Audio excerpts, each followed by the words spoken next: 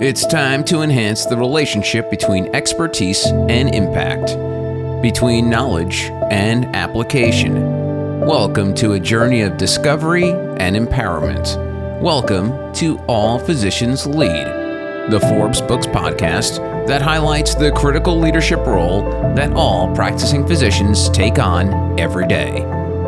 Here's Dr. Leon Morse. My guest today is Dr. Joshua Hartzell, a retired Army colonel and esteemed leader in military medicine with 25 years of service, a practicing physician in internal medicine and infectious diseases, and a current faculty member at MGH Institute of Health Professions. Dr. Hartzell brings extensive experience in leadership development. He has trained thousands and written the book, A Prescription for Caring in Healthcare Leadership. Josh, it's great to see you again. Welcome to the podcast. Oh, thanks for having me, Leon. It's good to see you as well. I always like to start out with sort of asking people who the readers and listeners might not know to tell us a little bit about your journey. How did you get started? How'd you end up in medicine? Where'd you go to school? Tell us about your career, all that stuff. Yeah, I grew up in Northwest Pennsylvania in a pretty small town, about an hour and a half from Pittsburgh, and then went to Duquesne undergrad. I went to ROTC there, Reserve Officer Training Corps, and was sort of introduced to the military and followed that up with going to med school at the Uniformed Services University in Bethesda, Maryland, which I know you're intimately familiar with. And then I did internal medicine and infectious disease through the Army and was basically in for 21 years on active duty after that, and spent the majority of my career doing academic medicine things. I also spent some time with a deployment with the 82nd Airborne Division. But the last 10 or so years of my career really developed a passion for faculty development and professional development, and specifically within that, helping people become more effective leaders. Well, obviously, birds of a feather here, and I've joked at times that the definition of genius is the degree to which someone agrees with how you think, and we'll look forward to chatting about that for sure. You've written quite a bit on this too, including your new book. We'll talk about that in a minute. Congratulations on that. What do you think inspired you to start putting pen to paper? We know that's a lot more difficult than talking. Yeah, that's a really great question. I think what I noticed sort of over my career was that I spent a lot of time reading non-medical books, and specifically non-medical books about leadership. And I think that There's a lot of those, right? Yeah, a lot of those, and a lot of really good ones. But I think over time it made me think like, hey, why aren't we writing more about this from a medical perspective or medical context? I think I had the luxury of seeing people ahead of me, like you, who were writing about this, both in journals and publishing research on it, but then also thinking in a broader context. I think for a lot of us, we experience these things every day, but we don't necessarily think to share them in the written format. So I think getting them out in the literature has been really important, whether those are scientific publications or the book, but really so that we can share our ideas, share our thoughts, and grow and learn as leaders together. So I think the real motivation was really just my passion for learning, but then also wanting to sort of share and give some of that back as well.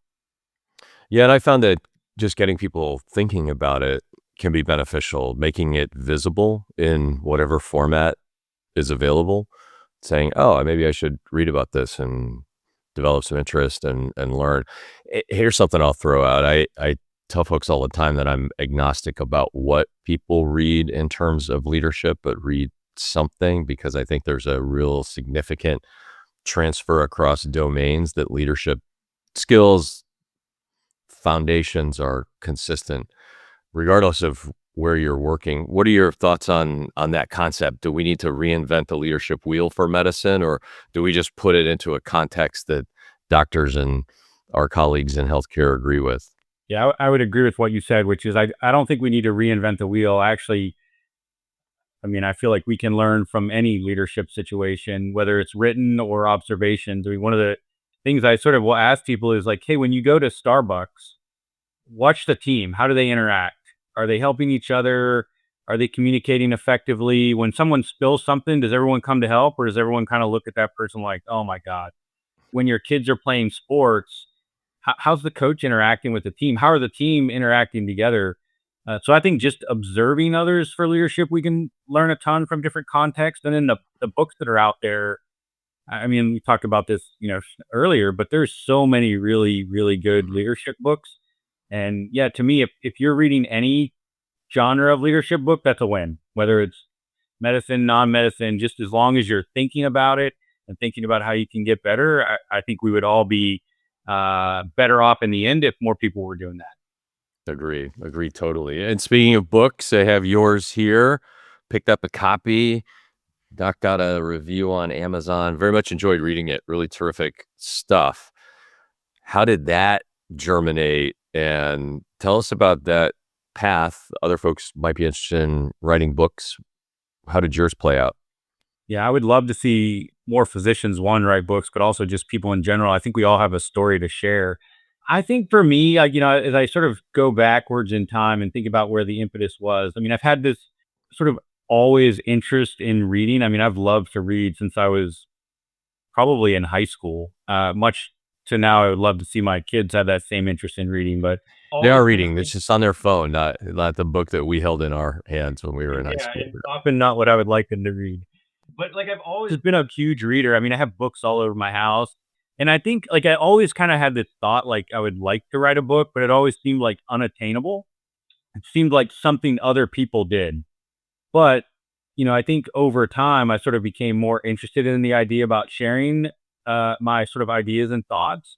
And then as I was transitioning out of the military, I realized like, hey, I actually have a period of time here where I could probably dedicate to writing. And I mentioned this on a different interview I did recently. And Maureen Peterson, who I think I was working with her at the time, and she had just finished writing a book. And I just remember like thinking, I know Maureen, like I've known her for years. I work with her. We're no different. I could say the same for you, right? Like you finished a book. Yep. Like it was sort of like seeing people that I knew and then thinking like, wow, this is actually attainable. And I think once kind of that like idea that this was attainable, then it was just putting in the work. And I mean, as you know from writing, it's just a matter of being disciplined and sticking with it and, finishing 300 words, 500 words, a chapter. So I think for me, like once I figured out the rhythm and like this is possible, then okay, what do I need to do? And then I got some good coaching along the way as well. So, but yeah, that's kind of the impetus for it. Yeah, getting that first draft down and then not knowing how many more edits it takes to get beyond that is probably a good thing. Because if you knew how many more edits and refinements and took place after the first draft, I think even the first draft would be more daunting. Yeah, I would agree. I will say though, I think like once you get the first draft done though, it's sort of like that's such a huge milestone of like, Yes, okay, like yeah, I have a lot of and edits. hold it in And your hand. I remember I don't know if getting you're like like me. I like printing out drafts and then working from the printed copy. That's probably old school, but I went through so much paper. My wife Lisa, well, said we kept buying boxes of paper because I wouldn't do anything on just the computer. yeah, no, I'm very much like paper person too. So I as well had a fair number of and I did some Staples trips where I could print it out and see what it looked like formatted too, which was also a whole Mhm. separate process. So speaking of the process, tell us about your process. Let's say, hey, I want to write a book like Josh did. Yep. Um, how did that play out? Shameless ad for whoever helped you. Feel free to outline that for a bit. Yeah, sure. So Maureen was actually working with a self-publishing company, so selfpublishing.com. And because of that, I sort of got hooked up with them. And I think to me, like the most helpful thing was just like having a process to do it. And they sort of outlined this idea of, okay, here's your title, who's your avatar, who are you going to write for? And I thought that was really critical because when I initially started this, I was thinking I'm going to write a leadership book for everybody, like the whole public. And then I was like, oh, you know what? Why don't we focus on healthcare? Like that's where, I think these ideas are generalizable. Like I have friends Yes, who are lawyers and friends very who much are other so. industries, and they're like, oh, this applies to us. But like my avatar was healthcare, and that actually helped me focus quite a bit. And then what I did was I basically did a mind map of the whole book. I spent like Yep. about an hour just kind of brainstorming what it would look like. And then from that, I made an outline of the book, like the chapters, and then I went back and did a mind map of every single chapter Mhm. over time. So that prep work took a while, but the beauty of it was when I got ready to actually sit down with the chapters, I took the mind maps, I created sort of a sketch outline for each chapter, and then I was just able to go back and fill in the details. I found that really, really helpful for me. So having a structure like that, I think is critical. The other thing that I did, which was helpful, is I would reach out to people as I was writing like a chapter, and I would just send it to them, and be like, "Hey, is this good? Is this bad? Like, just tell me what you think." Yep. I think Adam Grant talks about how he sends it to like a group of people and like has them score it. I didn't get that detail. Maybe didn't want to know my score on those. I wouldn't Yeah. dare do that, I don't think. I think it allowed me to get some early edits in before I got the rough draft done. And then, I mean, I would definitely say hire a professional editor. You need somebody who this is what they do. Yeah. My editing team was really, really good, and we went through 5 rounds of edits. Mhm. And each of Sounds those about right. rounds Yeah. was a fairly heavy lift. But it really sharpened the book. And then that like the production stuff. I mean, whether you're going traditional publishing or self publishing, I think most of us just if you can get somebody to help support you on that, do it. Um, but yeah, to me, I also had a coach. So Scott Allen, who's an author, was my coach, and we would meet once a month, and he was very helpful as well. One, having some accountability. I knew, hey, my meeting is coming up. How much do I have done? How much progress have I made? But also just like, I mean, when you're writing, you kind of have questions about, I don't know, should I include this? Should I not include that? Uh, is this too much? One of the questions I had was, I did interviews for the book. Is like, how much of the interview should I include? And I got some pretty good feedback, both early and then during editing. Like, okay, cut out Yeah. more of their stuff. Like, this is your voice, not their voice. But I think you need somebody who's done this before to help, coach you along the way, whether it's a friend, a colleague, or someone that you find and want to pay to help. Yeah, I couldn't emphasize enough for me the staying on task part. I mean, my publisher was, like you said, gave Gates, and we had meetings, and I don't know how many quote good ideas I've had in my life that never came to fruition because there was nobody there to keep me on task but me, and I'm really bad at keeping me on task. And the other thing that you mentioned is doing the chapters, and one of the things that I was impressed with, this is for our readers who may be considering doing this, is that you're doing all this edit chapter by chapter by chapter, and then the publisher puts everything together and says, okay, now edit the whole thing. I said, well, wait a minute. I already did every chapter. What do you mean I need to edit it again? But you go through it front to back 2 or 3 times, and it does. It's super important to get that flow and to realize how they knit together, not just stand independently. Yeah, and I think the editor, like, the nice thing about it is, I don't know what your sort of thoughts were, but, like, for me, by the time I was, like, turning in the rough draft, I had read a lot of it so much that I Yeah. I just needed, eyes from the outside to come in and be like, "Hey, this doesn't really flow," or, Oh, for sure. you said that, like, 2 chapters ago. They were super helpful at sort of those types of things. Yeah. Yeah. Nice. Nice. So a theme that runs throughout your book and is in your title is caring, and your chapters are broken up by care for, how to care for, learning to care for. What caused you to use that to tie everything together, and how did you build that thought out into an entire book? I think for me, as I look back on it now, all the best leaders I ever worked with were leaders who really cared about me, and I knew they really cared about me. But the book, I was actually on a podcast, which 2 medical students invited me on, Lead the Rounds a couple years ago, and at the end, they asked a really insightful question, which was, "What did you learn about from medicine that has helped you as a leader?" And when I thought about it, the answer was, well, we need to take care of our people like we take care of our patients. And at the time, that was just sort of a off the cuff, like, yeah, we should do that. But then as I started looking at some of the other, um, one, leaders that I really respected, but two, also some of the other literature that's out there, I saw like, wow, this is actually a thing. Like there is clearly this, idea that leaders who base their foundational aspects of leading on caring are really effective. And so I think the more I read about it, Heather Younger has a great book called The Art of Caring Leadership. Mark Crowley has a book called Lead from the Heart. No one had sort of looked at this from a healthcare perspective. And I really wanted to sort of put those ideas like in the healthcare perspective and then go back and really give examples. Because I think when we hear this term like, oh, caring, people just immediately jump to like, well, that's soft. You're Mhm. being soft. Uh, but I think for many of us, when we think about the leaders who cared the most about us, it wasn't the ones who were soft. They were the ones who said, "Hey, Josh, you're really messing up. Like, what are you doing?"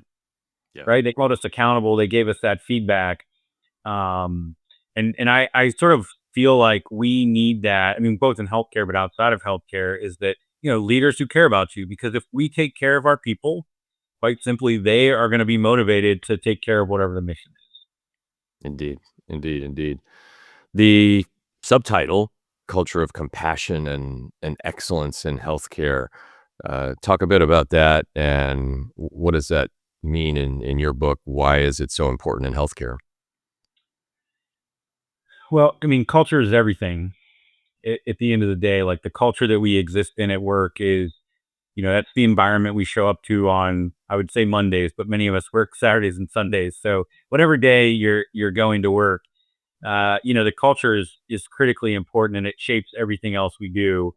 Uh, and for us, like we want to have a culture that is centered around compassion, but we also want to be centered around excellence. You can't have really one, I think, without the other.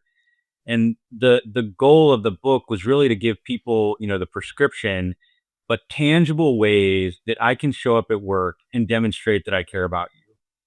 And when I do that, it will make our culture more effective.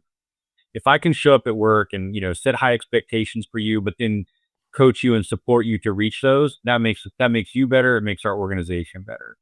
If I show up and I, listen to you and treat you and with respect, and then you give me feedback that helps us change a process or improve the way we do something, you feel good about that, but it makes the organization better.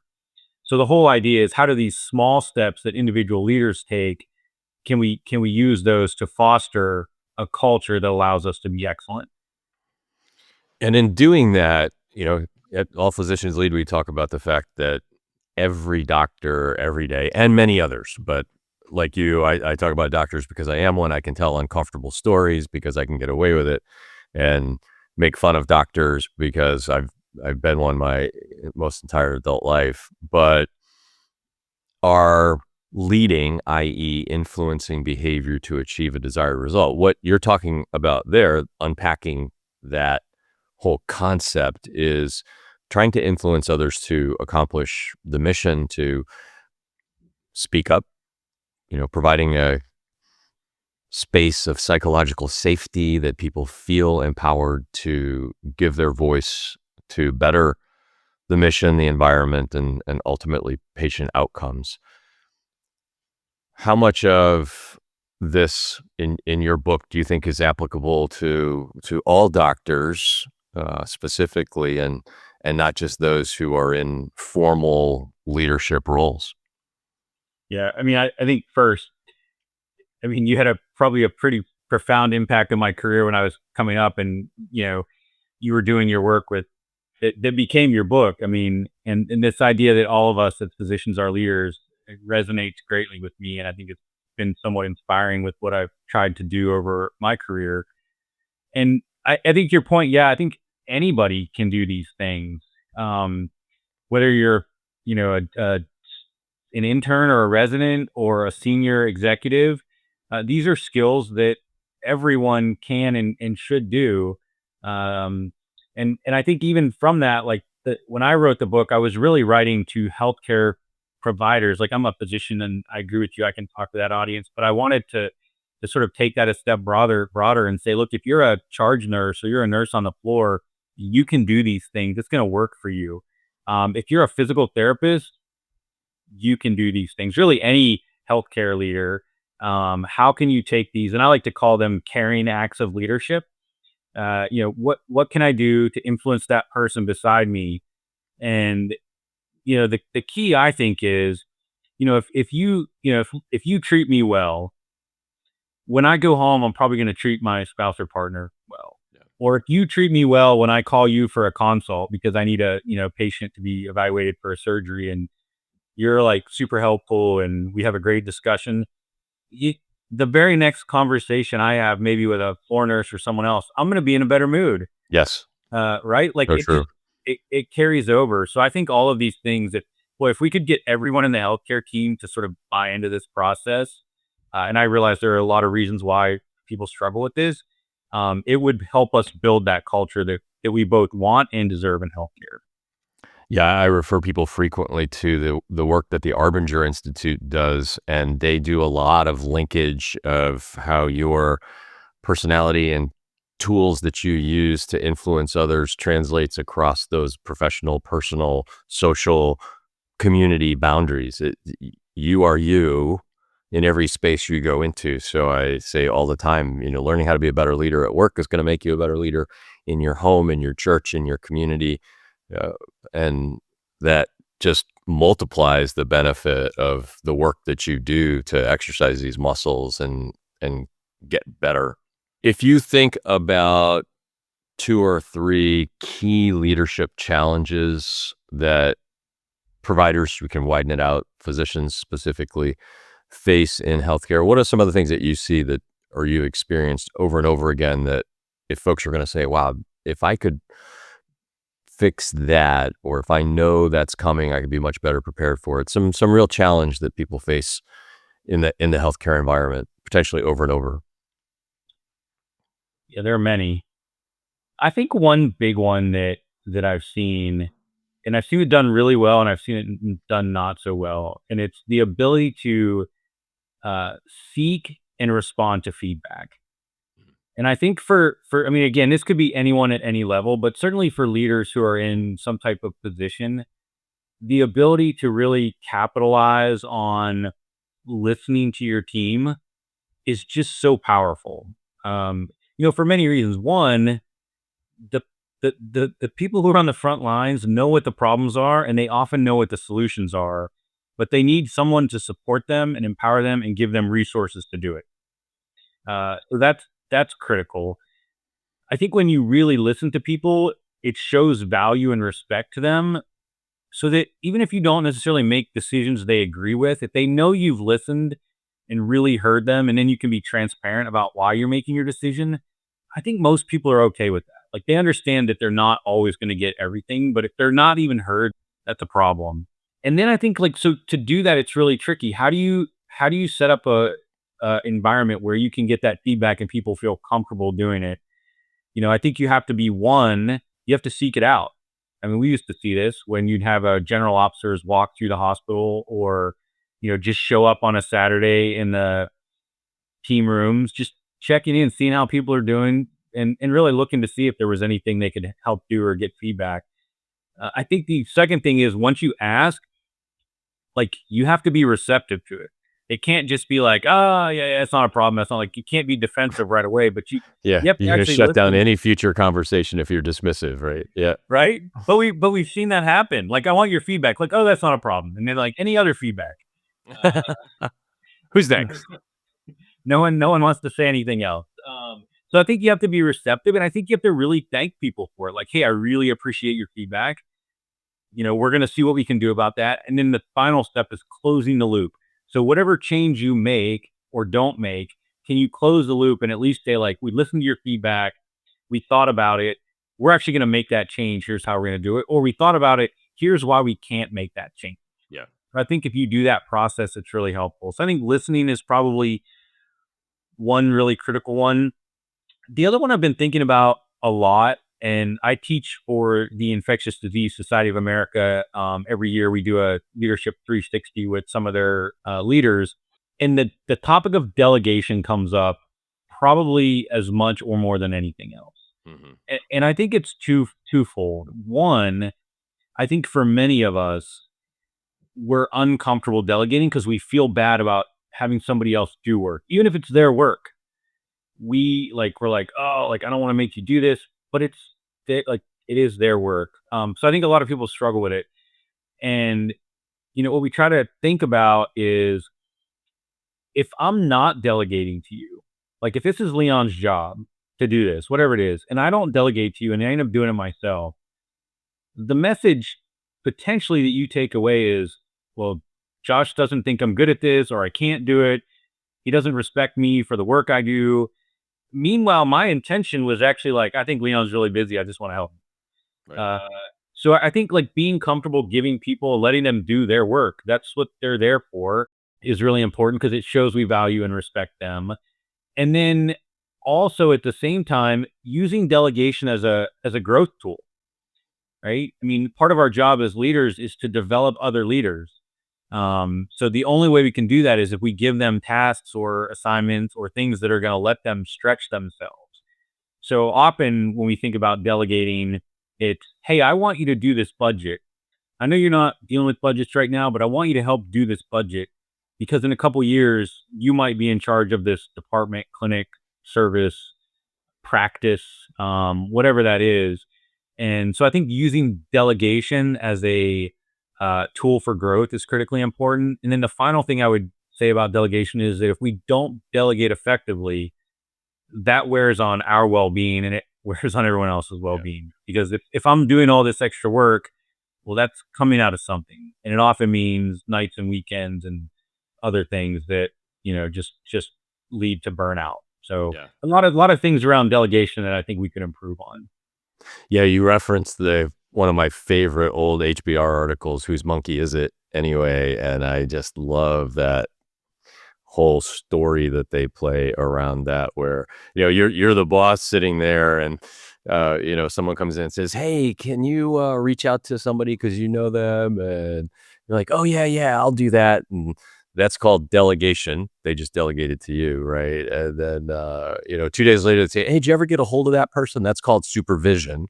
So now your employee is supervising you. So, that's a terrific story, and it means a lot because, like you said, you're trying to be nice, but it's not the most effective thing for the organization or the individual who's supposed to be doing that. No, but what I love about that article, and like when I read that article, I mean, that was sort of like a game changer for me because I was like, oh, this is me. I do this like all the time. Like I just take all these monkeys. Um, and I think when they read it, I mean, because I've used that article for some of the classes I teach, and like people just they start smiling or laughing, and they're like, oh my god, like I am just like, Most good oh, people do, right? Because we care, right? So maybe that's one of the caring things where you're like, "Oh, I care so much and I know they're busy and I'll just take on this." And, I can reach out to some, VP at another organization and get a hold of them, and it'll take them 2 days to get to, and I don't know, so you're trying to be nice. yeah, I think it's just, all of these things are balanced, but um, I think being aware of that, like, idea of, okay, what am I delegating? What am I not delegating that I should be? And really being transparent about your decision making so that at the end, they understand why you're delegating it to them. Hey, I'm delegating this to you because I want you to learn and grow. I'm delegating this to you because it's your job. It's like your Mhm. task to do this. Or I'm delegating this to you because look, we have no one else on the team that can do it right now, and I need you to do it. Uh, or I'm not delegating this to you because I know your plate is completely overfilled. I know you would do a great job on this, but look, I'm going to take care of this so that you can do your other things, Yeah. right? Yeah, But that something transparency, I think, can be really helpful. to creep in. You were talking about listening earlier too, and I would emphasize that we are so busy, speaking of delegating and everybody's busy and who's got the most monkeys, is not a game we wanna play, but the fact that we are often under significant time pressure, someone will say, "Hey, Bob, Leon, can I run something by you?" And if you're, still on your phone and you're kind of walking and you're looking the other way and you're like, yep, that's great. I'll get back to you on that. And you never really stop moving. It can come across as very dismissive, even if you don't go to the extent, as we talked about earlier, of saying that's not a problem. The fact that stop, put your phone away, turn your body to face, make eye contact, listen, repeat a little bit back to show you listen, takes no more time, really, but sends a very different message. So I think that's a very powerful thing that is in that category. No, I would agree. I think it's in one of the books that I referenced. I think it's called It's Your Ship. And it talks about, how when you're with somebody one-on-one, how can you make them feel like they're the only other person there? Mm-hmm. Right. And I think just exactly what you said, by doing all those little things, it just, because we've all been talking to somebody when we clearly know they're not listening. Yeah. And that's like super frustrating. Politics aside, who was an absolute master at that was President Bill Clinton. And I actually had an experience that demonstrated that, and I'll never forget it. I'm walking off Army-Navy Country Club golf course. I finished my round, and I just walked the big loop around, and I'm passing the first tee, and he's about to tee off.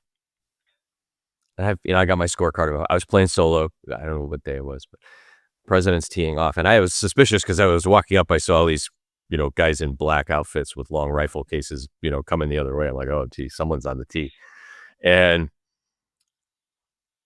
the pathway isn't too far from the tee box, but all these Secret Service agents are watching me, and I just kind of waved, and I don't know why this young captain just decided to, or whatever rank I was at the time, said, sir, would you sign my scorecard?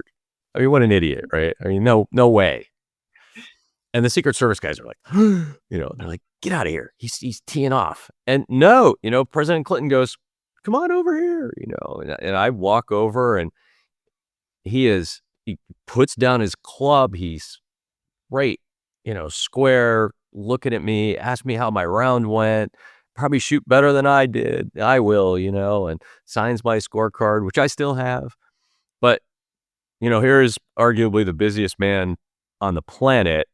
And he takes that 56 seconds or whatever it was. And how many years later, I'm still telling the story, right? I mean, I think that's just such the picture of it, though, right? Like the way it made you feel, like that little moment. And yeah, you're going to share that story forever, right? Because it was so powerful. Yeah, fun stuff. We have more to cover, but we'll have to pause for a minute. Coming up in part 2, Dr. Joshua Hartzell will share insights from his time as program director at Walter Reed and the biggest takeaways from his book, A Prescription for Caring in Healthcare Leadership. The leaders who we want to work for the most, or that we would run through walls for, are leaders that really care about us. So anything you can do to help demonstrate that you care for your people is going to be an effective strategy. This has been All Physicians Lead. We can all be better leaders, and our teammates and patients will be the beneficiaries. Go to allphysicianslead.com to unlock your potential, sharpen your impact, and elevate your journey. All Physicians Lead with Dr. Leon Morse is a production of Forbes Books.